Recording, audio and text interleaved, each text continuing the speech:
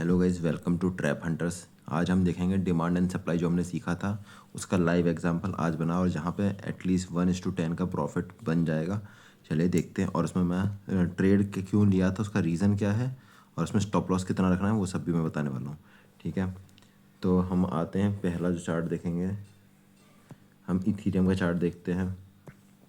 आ गया इथीरियम। मैंने पिछली लास्ट वीडियो में बताया था इथेरियम एक ये सपोर्ट लेके बैठा हुआ है 15 मिनट के टाइम फ्रेम पे।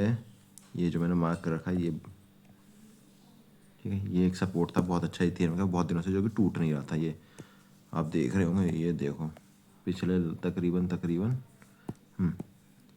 10 दिन का सपोर्ट है ये, 10 दिन का।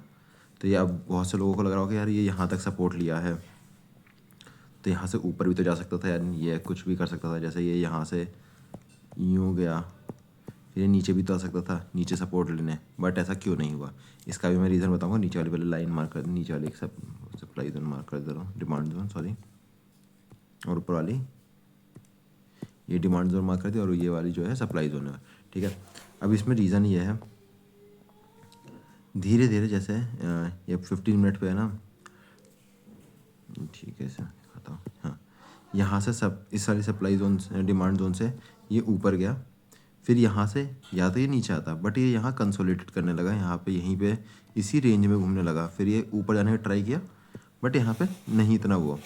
फिर उसके बाद नीचे आने का ट्राई किया, बट इसमें मतलब उतनी स्ट्रॉन्ग, मतलब जो सेलर्स थे वो इतने स्ट्रॉन्ग नहीं हो पाए कि उसे नीचे तक ला पाए। देन फिर से बायर्स आए और यहाँ से सीधा एक ट्रेड में ऊपर ले गए बहुत तेज़ी से, और उसके बाद भी फिर थोड़ा सा नीचे ले जाने की कोशिश किया। मतलब जो बहुत से जो बायर्स आए होंगे उनके ऑर्डर्स नहीं लग पाए होंगे, वो थोड़ा सा नीचे ले गया। फिर उसके बाद फिर से यहाँ पे, तो ये कितना अच्छा ट्रेड है। और अगर रेशियो वाइज देखें तो ये तकरीबन अगर किसी ने पूरा होल्ड करा हो तो मैं बताऊँ आपको, इसे अगर जूम कर लें हम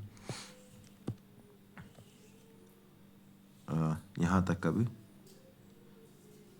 तो ये हाँ तकरीबन 10% का 10 रेशियो का दिखा रहा है ना, ये 10 रेशियोज पे, तो तकरीबन 1:10 का ट्रेड बनता, बहुत अच्छा ट्रेड। और अगर इसको अगर हम उसमें देखें कि परसेंटेज ऑफ रिटर्न कितना बनता, नियर मैं आपको बता दूं, कम से कम आपका पैसा डबल हो गया, डबल से ज़्यादा हो जाता। कम से कम मानिए मतलब 150% रिटर्न बन जाता है। बट इंपॉर्टेंट बात क्या है, डिमांड एंड सप्लाई जोन ना आपका पेशेंस टेस्ट करेगा, बहुत ज़्यादा पेशेंस टेस्ट करेगा कि पूछो मत। आपको पूरे दिन बैठना पड़ सकता है, बट एक ही ट्रेड में आपका बहुत सारा पैसा रिकवर बन सकता है। ठीक है, एक तो इथीरियम में बना। दूसरा दूसरा जो ये सेम ट्रेड XRP में अगर देखोगे तो हाँ देख सकते हैं XRP है। पहले हम मार्क कर लेते हैं इसे। क्योंकि हाँ दो सप्लाई जोन, एक तो ये, हाँ, और डिमांड सप्लाई ना दो तरीके से और मार्क हो सकती है, जो कि अभी मैं बताऊंगा आपको।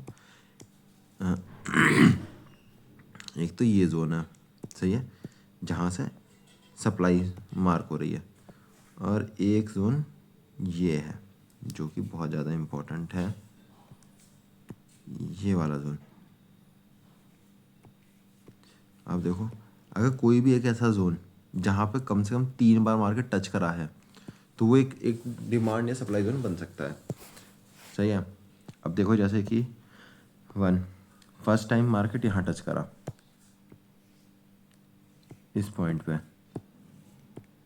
देन सेकंड बार इस पॉइंट पे टच करा, यहाँ पे ये एज अ डिमांड जोन काम कर रहा था, बट इस पॉइंट पे ब्रेकआउट हो गया, नीचे आ गया, ठीक है कोई दिक्कत नहीं है। बट फिर से ये इसको जो ये डिमांड जोन था ये सप्लाई जोन एज ए काम करने लगा इस पॉइंट पे, देन इस पॉइंट पे। और इस पे ट्रेड लेने का रीज़न कि देखो नीचे की साइड एक यहाँ पे सप्लाई जोन है इस पोजीशन पे, जहाँ पे फिर से वो बहुत देर तक रुका हुआ है और वहाँ से नीचे नहीं जा रहा। इस सप्लाई जोन से फिर से मार्केट अप डायरेक्शन में गया, सेम इथीरियम की तरह। यहाँ से मार्केट ऊपर गया, मैं आपको दिखाऊँ, फिर यहाँ सप्लाई जोन बना, फिर नीचे आया, पूरी तरीके से नीचे ना आके फिर से यहाँ पे बायर्स थोड़ा से स्ट्रांग हो गए, बायर्स ऊपर ले जाने का ट्राई कर रहे थे बट नहीं आया, हल्का सा फिर नीचे। और यहाँ पे आपको एक चीज़ और पता पड़ रही होगी, सेलर्स जो है वो वीक हो रहे हैं। बिकॉज किस लिए, मतलब सेलर्स, और फिर ये यहाँ से यहाँ आया और फिर से ब्रेक करके ये ऊपर, और देन फिर ये सीधी एक कैंडल, और इतनी बड़ी कैंडल है कि आप सीधा बूम तब इसमें तो तकरीबन आपका इतना पैसा बन गया होता है, पूछो मत। हाँ, तो मैं एक लॉजिक बता रहा था आपको यहाँ पे। इस पॉइंट पे सेलर्स वीक होने लगे, थोड़े से वीक हुए, देन इस वाले पॉइंट पे और वीक हो गए कि वो नीचे, मतलब इस पॉइंट पे थोड़े से और वीक हो गए, बिकॉज ऑफ सेलर इस वाले जोन को भी तोड़ नहीं पाए। सही है, जब इस जोन को नहीं तोड़ पाए तो इससे पता पड़ा सेलर्स वीक हो रहे हैं, तो मार्केट को ऊपर जाने के चांसेस ज़्यादा हैं एज़ कम्पेयर टू देम। ठीक है, और यहाँ पे अगर जो हम टारगेट बनाते भी, चलो इसे अगर मैं 1 आवर पे कर लेता हूँ दिखाने के लिए आपको एक अच्छे से। यहाँ पे जो हमारा ट्रेड बनता ये 1:10 का बड़े प्यार से बन जाता। इसके ऊपर का मार्क अगर हम यहाँ पे भी एंट्री बनाते, इस पॉइंट पे एंट्री बना के, और इतने इस डिमांड जोन को नीचे का रखते, और ये ट्रेड आपका 1 आवर में ही इतना गया, तकरीबन 1:12 का ट्रेड है। इतना अच्छा ट्रेड है, बट वही कि आपको पेशेंस दिखाना पड़ेगा मार्केट में। अगर पेशेंस है तो डिमांड एंड सप्लाई जोन बहुत अच्छा वर्क करेंगे यहाँ पे भी, ठीक है ना। और अगर ये 25x लेवरेज पे काम हो रहा होगा तो आपको बहुत अच्छा पैसा बनेगा। अगर ये आप भी देखना चाहते हैं कि कितना पैसा बना होगा, तकरीबन यहाँ पे आपका जो मनी है वो 2-3x हो गया होगा। 2-3x मतलब 1,000 रुपये लगाए, 2-3 हज़ार रुपये बन गए होंगे, 2 से 3 हज़ार रुपये बन गए होंगे। और ऐसे ही सेम सोलाना में भी बना है। चलो मैं दिखा देता हूँ आपको। तो डिमांड सप्लाई बहुत अच्छा काम करता है, बहुत नहीं बहुत ज़्यादा अच्छा। देखो सेम कंसेप्ट जैसा अभी XRP में हमने देखा, सेम वही, नीचे एक सप्लाई जोन है, ठीक है, तो सप्लाई जोन पे ना आके वो ऊपर चला गया 1 आवर पे। ये सॉरी, इसे मैं 15 मिनट पे कर दूँगा।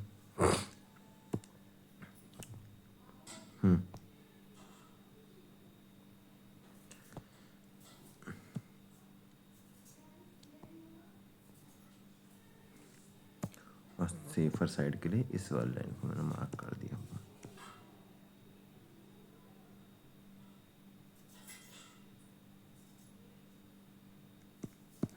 ठीक है, तो हाँ देखो इसमें क्या हुआ, सेम इसमें वही रहा। कल की डेट थी, कल 19 था ना, आज हाँ 19।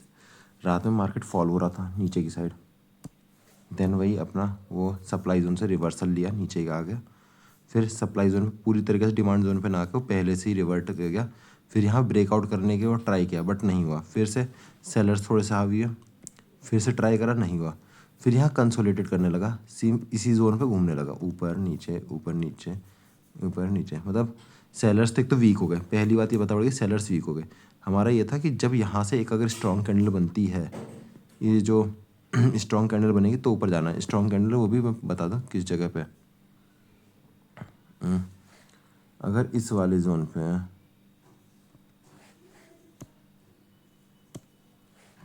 देखो, इस वाली कैंडल का अगर हाई ब्रेक होता देन हमें एंट्री बनानी थी। बस हम एंट्री बनाए होते यहाँ पे, और एंट्री यहाँ बनी होती, लॉजिक पता पड़ेगा क्योंकि सेलर्स वीक होते जा रहे थे, सेलर्स वीक हुए, एंट्री हम बनाते इस पॉइंट पे, स्टॉप लॉस रखते हम इसका लो, और बूम, अगर इतना पकड़ ले 4% का मूवमेंट आया था, जो कि 2:2 में रहता, बट सेफर साइड में ये काफ़ी अच्छा मूव रहता। अगर सोलाना का मूव देखें तो बहुत अच्छा मूव होता है वहाँ पर, और ये एक्चुअली में किसी और में डॉलर्स में है जने उसमें है, इसलिए हमें ऐसा लग रहा है। अगर ये रुपीज़ में देखेंगे तो बहुत अच्छा मूव होगा। चलो उसमें भी देख ही लेते हैं, रुपीज़ कह रहा हूँ, फ्यूचर सोलाना का फ्यूचर क्रिप्टोज में सोलाना गिरा मिल गया।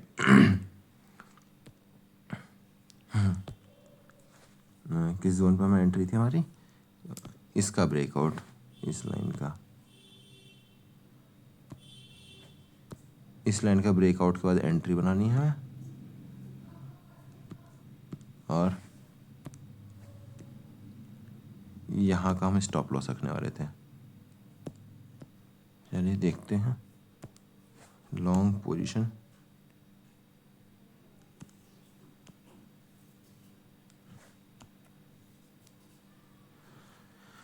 वन इज टू 5 का बनता, बहुत अच्छा प्रॉफिट बनता, बहुत नहीं बहुत शानदार प्रॉफिट बन जाता। तो यही है, डिमांड एंड सप्लाई जोन बहुत अच्छे से काम करते हैं और डेली बेसिस पे काम करते हैं। और ये तो फ्यूचर का चार्ट है। अगर इसका ऑप्शंस होंगे तो वो ऑप्शन बहुत अच्छे होंगे, तो बहुत अच्छे से काम करते हैं। अगर इसमें आपने मास्टरी कर ली, बहुत अच्छे से मास्टरी कर ली और पेशेंस आपके अंदर, तो बहुत अच्छे ट्रेड पकड़ सकते हैं। ऐसी और ट्रेड वीडियोस देखने के लिए सब्सक्राइब कर लो। मिलते हैं नेक्स्ट वीडियो में।